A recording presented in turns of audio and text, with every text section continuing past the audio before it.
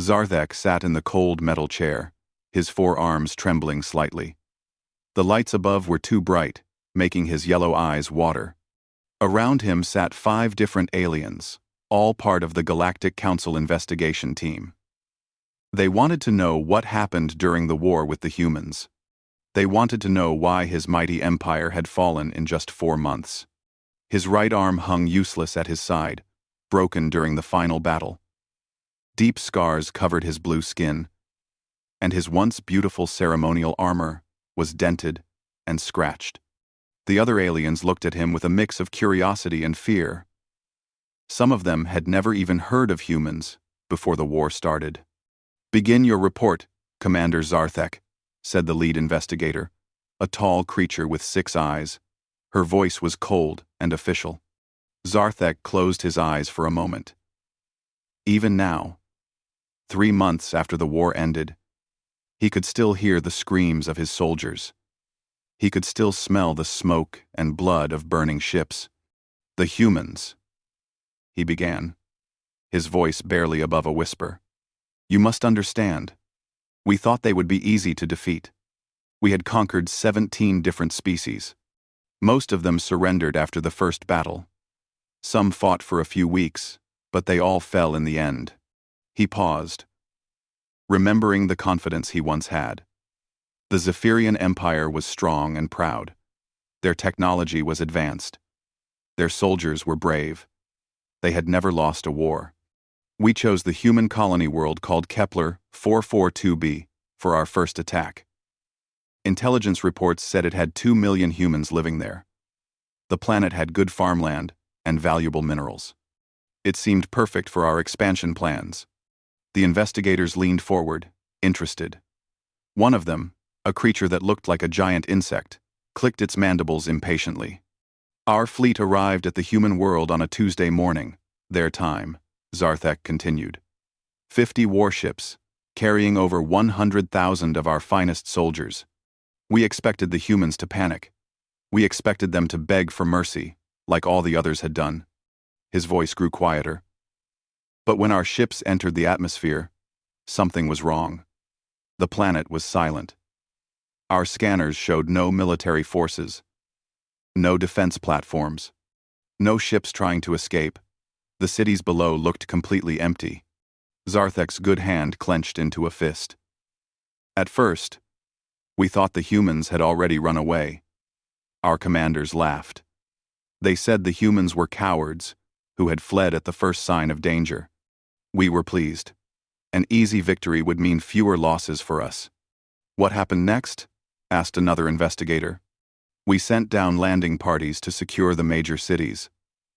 I was with the 4th wave, landing near the capital city. As our transport touched down, I could see the empty streets and buildings. No signs of life anywhere. It should have been perfect." Zarthek's eyes grew distant as the memory took hold. "My battalion began moving toward the city center. The buildings were strange to us, but they seemed harmless enough. Some of our soldiers were joking about how easy this conquest would be. Others were disappointed they wouldn't get to test their new weapons." He stopped speaking for a long moment. The investigators waited patiently. Then, the ground exploded. The simple words hung in the air like a death sentence. The humans had planted charges under every landing zone. They had been watching us from underground bunkers, waiting for the perfect moment. When our entire landing force was on the ground, they triggered the explosives. Zarthek's voice became hollow. "In one instant, we lost 30 transport ships and 15,000 soldiers. The humans had turned their own cities into a giant trap." One of the investigators made a note on her tablet. "But surely your remaining forces were able to adapt?" A bitter laugh escaped from Zarthek's throat. "Adapt? We tried. But as we were still dealing with the explosions, they attacked from below. Human soldiers came pouring out of hidden tunnels and underground passages. They had been living beneath their own cities for weeks, maybe months, waiting for us to arrive." He remembered the first time he saw a human warrior up close. The creature was smaller than a Zephyrian, with only 2 arms and no tail. but its eyes held a cold intelligence that made his blood freeze. These humans were covered in dirt and looked like they had been living underground for a long time. Their clothes were torn and dirty, but their weapons were clean and ready. And the way they moved, Zarthek shuddered. They moved like predators who had been hunting all their lives. The humans we captured told us later that they had evacuated every civilian from the planet 2 weeks before we arrived. Every man, woman, and child was taken to safety. The only humans left behind were soldiers, volunteers who had chosen to stay and fight. The lead investigator frowned. They abandoned an entire planet just to set a trap? Yes, Zarthek said. And that was just the beginning. Over the next few hours, we realized that the humans had planned everything. They knew exactly when we would arrive, where we would land, and how we would attack. They had studied our previous battles and learned our tactics better than we knew them ourselves. He looked around at the alien faces staring at him.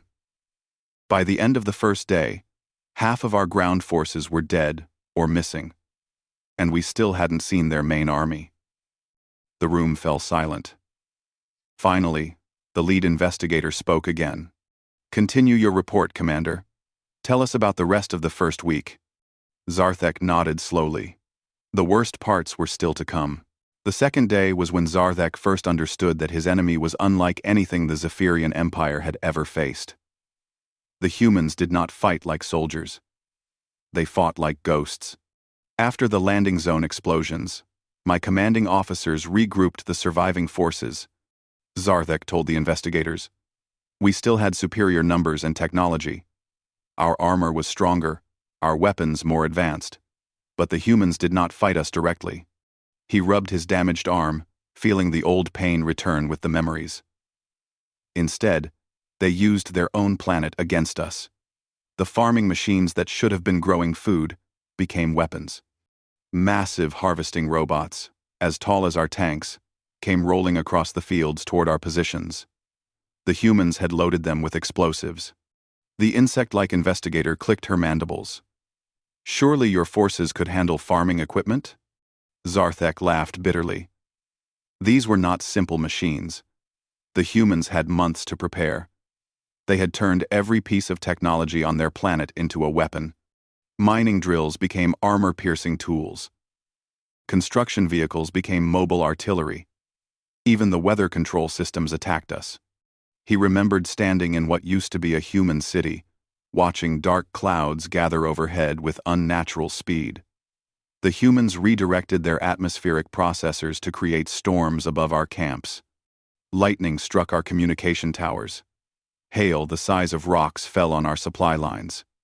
Rain turned to ice when it hit our equipment. But the worst part was not knowing where they were. Zarthek continued.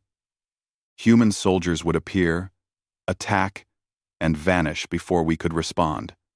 They moved through tunnels we could not find. They hid in places that seemed impossible. His voice dropped to a whisper. There was one human they called the Ghost, a sniper who picked off my reconnaissance teams one by one. In 3 days, he killed 47 of my best scouts. We never saw him, never found his position. Bodies would just drop. One perfect shot to the head. The investigators exchanged worried glances. The lead investigator made more notes. My soldiers began to fear leaving their shelters, Zarthek said. And when they did find dead humans, something was always wrong. The bodies were arranged in patterns. Their weapons were gone. Sometimes, there were messages written in our own language, telling us exactly how many soldiers we had lost. He closed his eyes, seeing the horrible images again. The humans were not just killing my people. They were studying them, learning from each battle, getting better at fighting us. On the 4th night, they came from underground again. But this time, they were not hiding. This time, they wanted us to see them.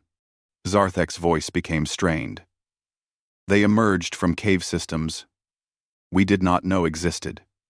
Hundreds of them, wearing dark clothing and carrying weapons they had built from mining equipment. They moved in perfect formation, like they had been practicing for years. The noise they made still haunts my dreams, he continued. Not screaming or war cries like other species.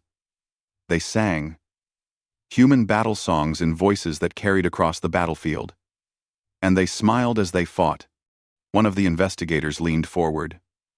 They were enjoying the combat? No, Zarthek said quickly. It was not enjoyment. It was something else. Determination. Purpose. Like they had been waiting their entire lives for this moment. Like this was what they were born to do. The battle had lasted 6 hours. Human soldiers with modified mining lasers cut through Zephyrian armor like it was paper. Construction mechs, reprogrammed for war, smashed through defensive positions with unstoppable force. We killed many of them, Zarthek admitted. But every human who fell seemed to weaken our position. Not theirs. Their tactics changed instantly when they lost soldiers. They learned from every death and became more effective. He remembered the moment when his unit finally captured a group of human prisoners. 5 soldiers, all badly wounded, but still alive. The Zephyrian commanders thought they could finally get some information about human plans. The interrogation was unsuccessful, Zarthek said carefully. The humans would not speak. They just looked at us with those calm eyes. When we threatened them, they laughed. When we hurt them, they started singing again. The lead investigator frowned. What kind of songs? Songs about their home world, about their families, about how proud they were to die for their people. Zarthek's voice cracked slightly. Songs about how many of us they had killed before being captured. The room grew very quiet. After 2 days, our commanding officers decided the prisoners were useless. Zarthek continued. They ordered the humans to be executed as an example to any other survivors watching. He paused, his good hand shaking. That was our biggest mistake. Why? Asked the insect investigator.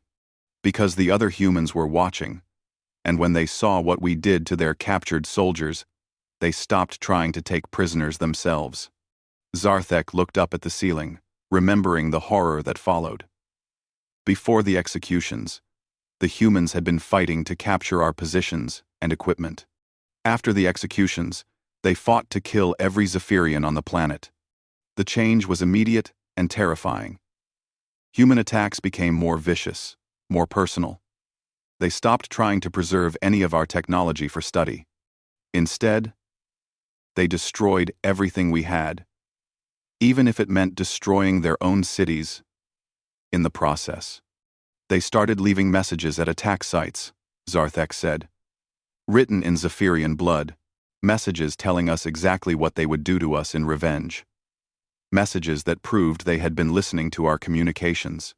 Messages that showed they knew our names, our ranks, even details about our families back home. The investigators sat in stunned silence. By the end of the first week, Zarthek concluded, my forces had lost over 60% of their strength, and we had not yet seen their space fleet. The real war was just beginning. 3 weeks into the invasion, Zarthek received the news that would change everything. Human ships had been detected at the edge of the star system. The relief among his surviving officers was immediate and obvious.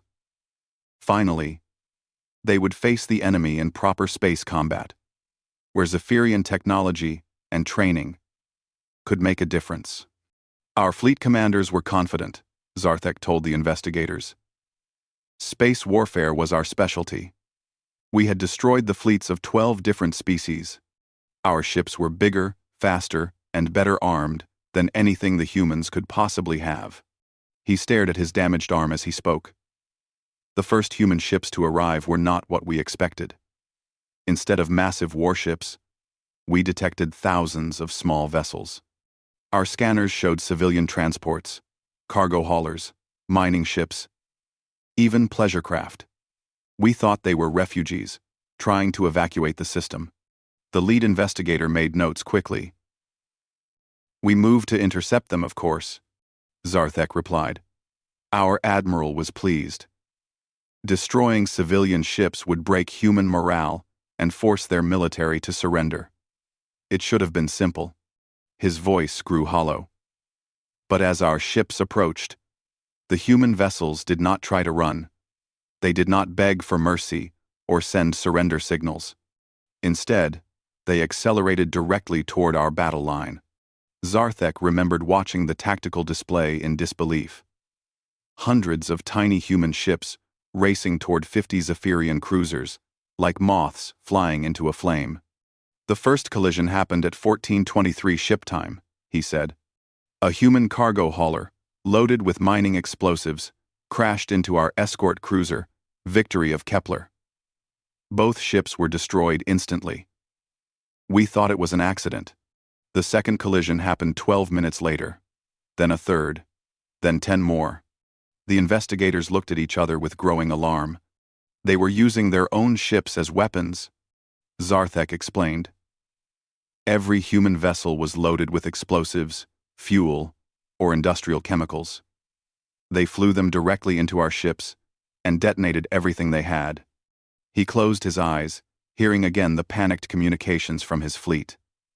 "Our admiral ordered evasive maneuvers, but there were too many human ships. For every one we destroyed with our weapons, 5 more got through our defenses. But the most terrifying part was listening to their communications." Zarthek continued. "The human captains were not screaming or crying. They were calm, professional. They called out target assignments to each other. They coordinated their attacks like it was routine military procedure. One human voice still echoed in his memory. A female captain, speaking in clear, emotionless tones as her cargo ship approached a Zephyrian battleship. 'This is transport 7-7 Alpha. Beginning final approach on target designation Charlie 4. Tell my kids I love them. Transport 77 Alpha out.' They sang songs as they died," Zarthek whispered. "Battle hymns from their home world. Songs about sacrifice and honor. Songs about protecting their families. Their voices filled our communication channels right up until the moment of impact." The insect investigator clicked nervously. "In the first engagement, 17 cruisers and 43 escort vessels, nearly half our fleet." Zarthek's voice was flat and dead. "The humans lost over 800 ships, but they had thousands more waiting." He remembered the moment when his commanding officers finally understood what they were facing. These were not desperate refugees. This was a coordinated military assault, using civilian vessels as weapons. The human ships kept coming in waves. Zarthek said. Each wave was different. Some carried explosives. Others carried corrosive chemicals that ate through our armor. Some were filled with metal debris that acted like giant shotgun shells when they exploded. Our fleet tried to retreat to a safer distance, but the humans followed us. Their smaller ships were faster and more maneuverable than our cruisers. They swarmed around us like angry insects, stinging us to death one bite at a time. The lead investigator frowned. "What about your fighter squadrons?" "Useless," Zarthek replied immediately. "Human pilots flew their fighters the same way their cargo ships attacked our cruisers. They would ram our fighters at full speed, trading one human life for one Zephyrian life. But they had more pilots than we did."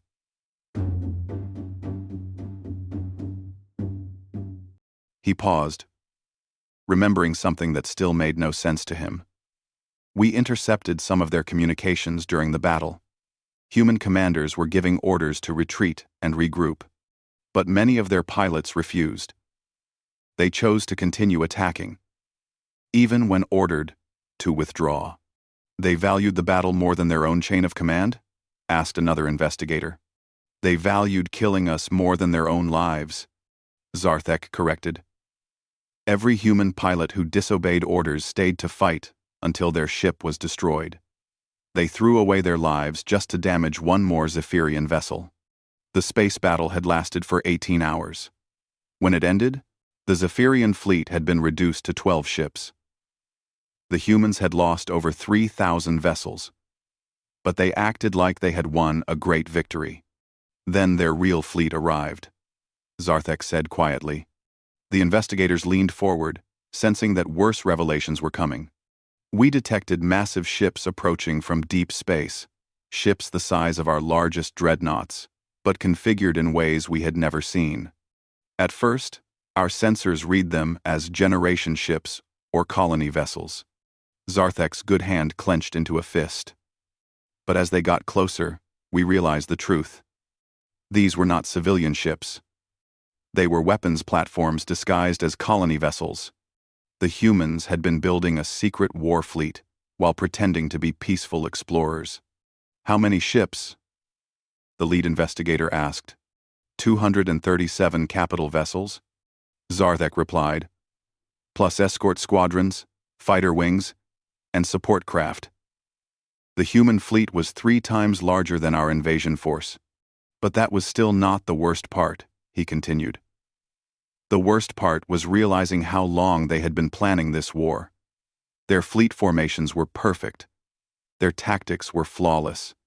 They knew exactly how to counter every weapon and strategy we had. They had been studying us for years, maybe decades. Learning our weaknesses, preparing for the day when we would attack their worlds. Zarthek looked around at the alien faces watching him. The humans did not just defeat our invasion. They had been waiting for it. They wanted us to attack them, and we walked right into their trap. The final battle took place in the human home system, around the planet they called Earth. Zarthek's voice became even quieter as he described the last desperate push of the Zephyrian fleet toward the human homeworld. Our high command believed that if we could destroy Earth, the humans would surrender, he told the investigators. Every other species we had conquered gave up when their home planet was threatened. We thought humans would be the same. We thought humans would be the same. He shifted uncomfortably in his chair. The surviving ships from our invasion fleet were reinforced with vessels from other sectors. Nearly 400 warships, the largest fleet the Zephyrian Empire had ever assembled. Our admirals were confident that no planet could stand against such firepower. What did you find when you reached their system? Asked the lead investigator. Zarthek was quiet for a long moment. At first, nothing. The outer system seemed empty. No defense platforms, no patrol ships, no signs of military preparation. Our commanders thought the humans had concentrated all their defenses around Earth itself. But as we moved deeper into the system, strange things began to happen. Ships began disappearing from our formation. One minute they were there, the next minute they were gone. No distress calls, no explosions, just empty space where our vessels used to be.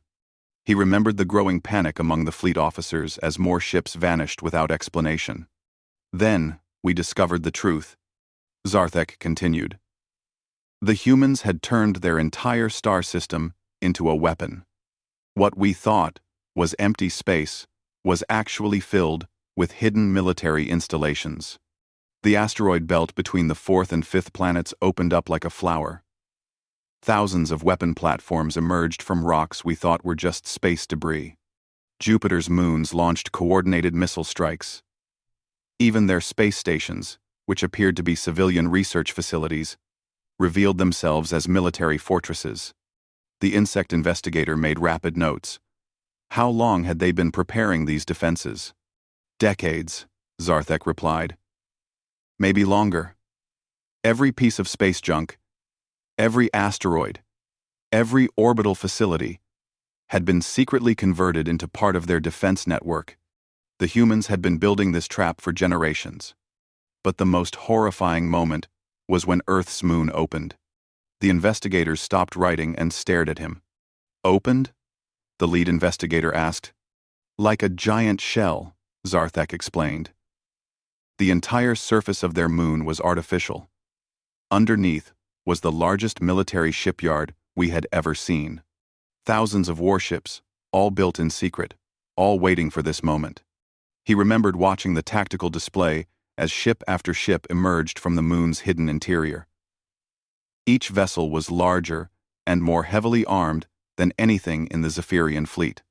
That was when we realized the humans had been planning for galactic war long before they ever met us. Zarthek said. Everything they had done, every colony they had built, every trade agreement they had signed, was preparation for this conflict. The space battle that followed was unlike anything in recorded military history. Human ships fought with a precision and coordination that seemed impossible. But it was the boarding actions that truly broke Zarthek's spirit. When our ships were damaged and unable to escape, human boarding parties would attack, he said. I was aboard the cruiser, Eternal Glory, when they breached our hull. I thought I knew what to expect from human soldiers. His voice became barely audible. I was wrong. The humans who boarded our ship were not like the guerrilla fighters we had faced on the planet. These were different.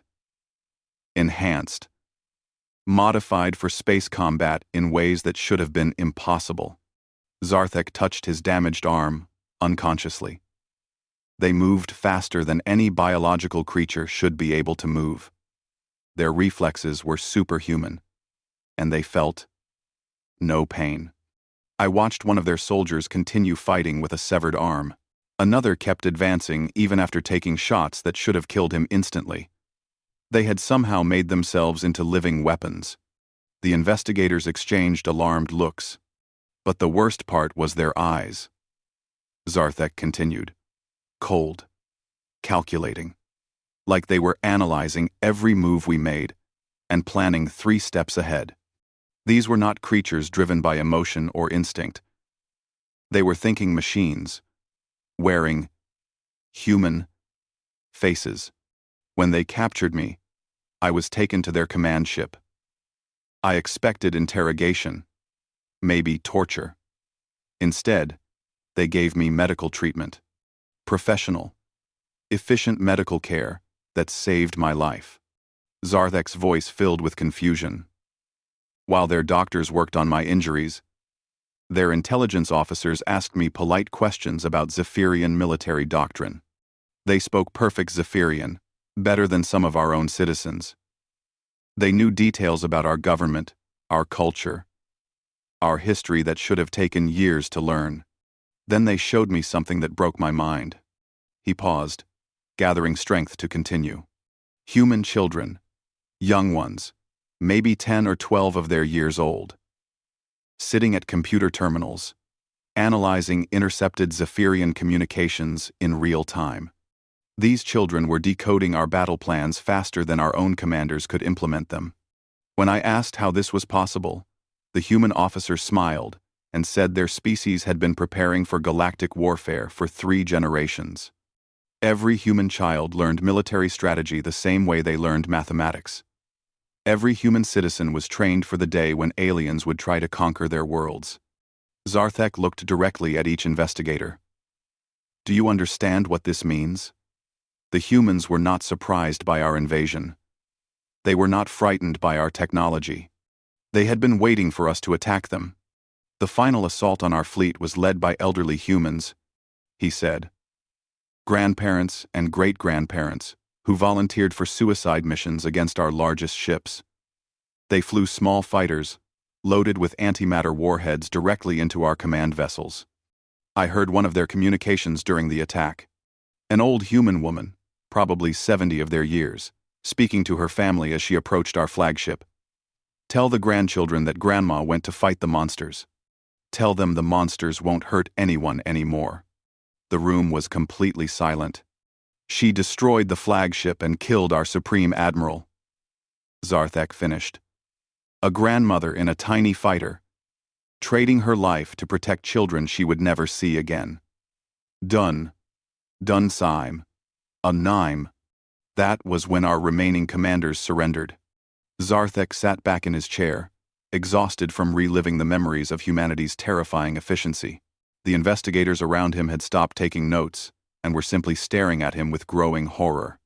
The war lasted exactly 4 months, 2 weeks, and 3 days, he said in a flat voice. When it ended, the Zephyrian Empire had lost 73% of our military forces. Our economy was destroyed. Our government was in chaos. Our people lived in terror of human retaliation. The lead investigator found her voice. What were the human casualties? Zarthek laughed. But there was no humor in the sound. That is the most terrifying part of all. Human military losses were minimal. Less than 8% of their total forces. They had been so well prepared, so perfectly organized, that conquering us barely required their full attention. When our high command finally contacted the human leadership to surrender, we expected them to demand tribute, territory, slaves, resources. Every other galactic empire in history has demanded such things from defeated enemies. He shook his head slowly. The humans asked for nothing. Nothing? Asked the insect investigator. Nothing except a promise, Zarthek confirmed. A simple agreement that no Zephyrian ship would ever again attack a human colony or human vessel. That was their only demand. No tribute, no territory, no reparations for the damage we had caused. Our negotiators were confused. They kept asking what the humans really wanted. The human ambassador, a pleasant older woman, just smiled and said her people wanted to be left alone to live their lives in peace. Zarthek's voice became bitter. Peace. After demonstrating the most efficient and ruthless military machine in galactic history, all they wanted was peace. The investigators struggled to understand. One of them finally asked, why were they so merciful after such a devastating victory? That is what terrifies me most, Zarthek replied. It was not mercy. It was confidence. The humans were not afraid of future attacks because they knew they could defeat any enemy that challenged them. They had proven their superiority so completely that they no longer saw us as a threat. He looked around the room. During the surrender negotiations, I was present when one of our generals asked the human ambassador what would happen if the Zephyrian Empire broke the peace agreement. She thought for a moment, then said something that still gives me nightmares. Zarthek's voice dropped to a whisper. If you attack our people again, we will not show mercy a second time. We will not capture your ships or spare your crews. We will not accept your surrender or negotiate for peace. We will simply erase your species from existence. Every Zephyrian world, every ship, every trace that you ever existed will be removed from the galaxy. She said this with the same pleasant tone she used to discuss weather or trade agreements, like she was reading from a shopping list. The room was deadly quiet. After the surrender, human ships began arriving at Zephyrian worlds. Zarthek continued. Our people were terrified. They expected occupation, revenge, punishment for our attempted genocide. Instead, the humans brought medical supplies and food aid. They helped repair the infrastructure damage caused by our own military's panicked retreating. Human doctors treated wounded Zephyrian soldiers with the same care they gave to their own people. His voice filled with confusion. They acted like the war had never happened. Human children played games with Zephyrian children. Human teachers helped restart our schools. Human engineers worked alongside our technicians to rebuild our cities. But the nightmares continue, Zarthek said. Zephyrian veterans wake up screaming at the sound of human laughter. Our soldiers cannot sleep when Earth music plays on the entertainment channels. The sight of human children causes panic attacks among our survivors. Because we know the truth, he explained. We know what humans are capable of when they decide to fight. We know that their kindness and generosity are choices they make, not weaknesses we can exploit. One of the investigators finally asked the question they were all thinking. Could they be reasoned with if another species threatened them? Zarthek considered this carefully. They are completely reasonable, he said. That is what makes them so dangerous. Every decision they made during the war was logical and calculated. Every sacrifice, every tactic, every strategic choice was based on cold analysis of the situation. They do not fight with rage or hatred. They fight with the same methodical precision they use for everything else. Engineering problems, scientific research, medical procedures, and galactic warfare are all just different types of challenges to solve.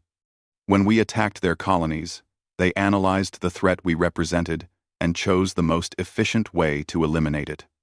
When we threatened their families, they calculated exactly how much force was needed to ensure our complete defeat. He stood up slowly, favoring his damaged arm. You ask if they could be reasoned with? Of course they can.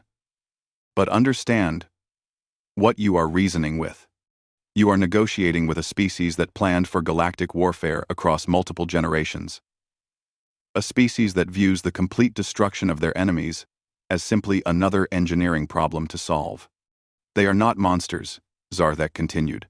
Monsters act from emotion, humans act from logic, and their logic tells them that any species threatening human lives must be eliminated quickly, efficiently, and permanently. The lead investigator was making final notes. What is your assessment of human intentions toward the rest of the galactic community? Zarthek looked out the viewport at the peaceful stars.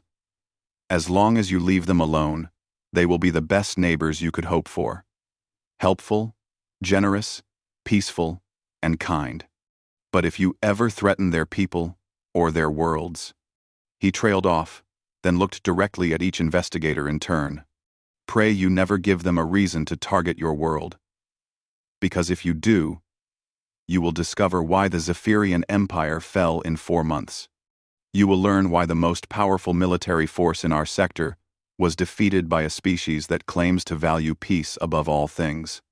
You will understand why I wake up screaming at the sound of children singing lullabies. Zarthek walked toward the door, his footsteps echoing in the silent chamber. As he reached the exit, he turned back one final time.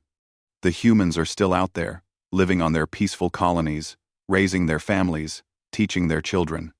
And those children are learning mathematics, science, literature, and military strategy, just in case.